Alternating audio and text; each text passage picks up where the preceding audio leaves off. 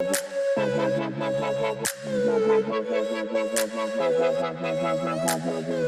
you talk a little bit about kind of what your marketing strategies were early at Tula that you thought Yeah. worked, specifically from like a social lens? Yeah. No, I mean, it was the first thing I did when we started to say, I mean, we didn't even have a website, right? So we launched the website. Yep. We sort of said, what do we do? How do we get traffic? I mean, this is what you do, right? When you're so tiny, you're just kind of hoping to figure, we've built it, will they come? Yep. And the lesson for sure from Bobble Bar by the time I left was that influencer partnerships, which again this is early, right? I mean, there was no, that there really wasn't anything built out around it, but we knew that was driving traffic. And towards the end at Bobble Bar, my time there, we were definitely partnering with influencers in a paid way, both through collaborations, which was sort of my world, in terms of product collaborations, but also in terms of curation and just giving them the ability to really drive that paid traffic and track it. And reward style, of course, was starting to become, a much bigger platform. So that I knew worked. And so when we had Tula, when we got Tula up and running, and there really was 3 of us, we said, well, what can we do? Let's gift this product to the influencers that I knew from Bobble Bar, mainly who were mainly in fashion. And let's see if they'll talk about it. And the great thing about both jewelry as well as beauty that is a bit trickier in apparel, is that it's very easy to get product into people's hands. It's affordable, it's doable.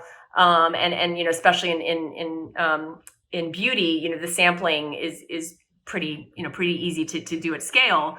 And we believed in the product, and we had a couple products, and we just said, we're just going to get this into people's hands and we're going to see if they'll talk about us.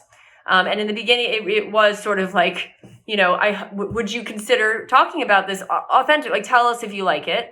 And the product's incredible. And we had a couple of influencers. Katie McFarland comes to mind, and a couple of folks in Texas, and they fell in love. And it was so exciting to start to see that organic traffic come through. So that was sort of where we started. It was very individual. I mean, you really started the personal relationship. And try and just genuinely, humbly say, do you like my product?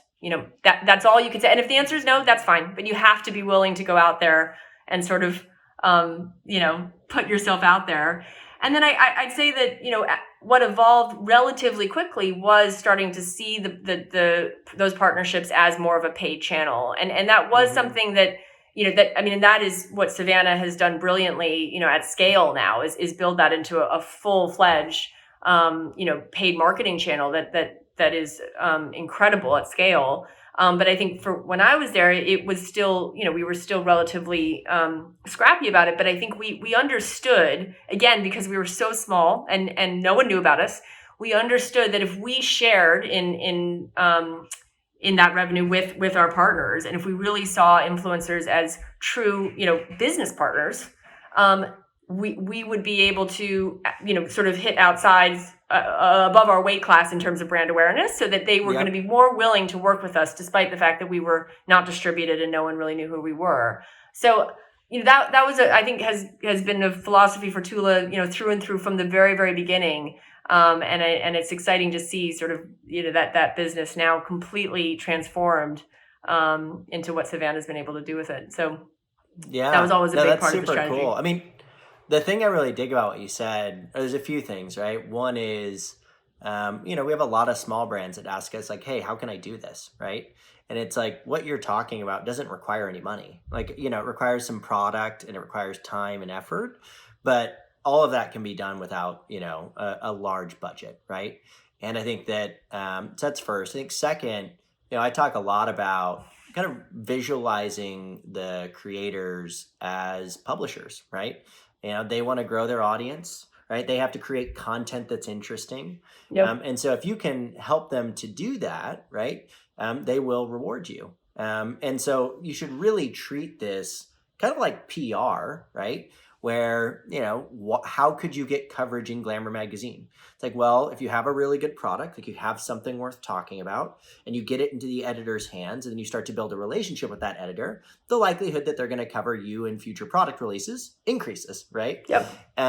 So it's just really cool to hear that that's the way that it worked, and hopefully it's inspirational for people that are starting their own companies who think that they have to come in and pay everybody in order to participate, right? Yeah. So it's really Yeah. cool. I do think, especially as the influencer space has evolved and has really formalized, right? And this has become a channel that is so much more built out now. You do forget that what makes this so different than other marketing channels is, and I think PR is the best parallel, is that these are relationships. Creators are people. They're just they're just people, Yep. right? Yep. And they're just trying to run their business the same way we're Yeah. trying to run ours. And so I do think that in the beginning, the most important thing is to just be humble and genuine, and try to build personal relationships. And then I think that the amazing transition, that Savannah's been able to is then how do you transition that into something that is scalable? Because that obviously isn't scalable. There's only so many people you can talk to in any given day. So I think that is the big transition. But in the beginning, it's what's made so many brands, what I think has allowed D2C to really break through in a way, and allow so many small brands to succeed when you don't have distribution in the big box players. That's what's democratized the internet in some ways. I mean, right? it's really cool. I've said it before in podcasts, but the phrase I've always really liked is the hyper efficiency of quality.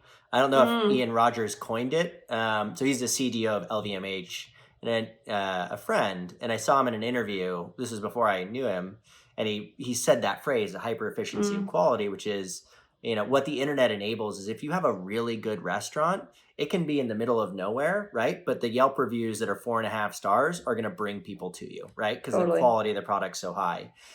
Same thing in this space, right? Like if you have a product that's just better, it is going to see the light of day, or it is more likely to see the light of day today than it would have in the past. And conversely, even if you're a big brand with big distribution and big budgets, if you release something that's substandard or just not that good, it's going to show up in the reviews. It's going to show up in the tutorials. It's going to show up in the blog articles, right? Like it's going to show up that you just aren't putting something into the world that's better, right? And so I think that's my favorite part about the internet is it's just getting people better stuff, right? There's just more visibility and better stuff for people, which I do. Absolutely. And that customer, it puts the power back in the hands of the customer. But I think for any product company, great product is table stakes. You can't even be at the table. You might as well just go. That is just where you got to start, and then you layer on everything on top, right? Exactly. But if you want to, in this world, you just there's simply no hiding, from quality. You have to have the quality product that fits the customer need.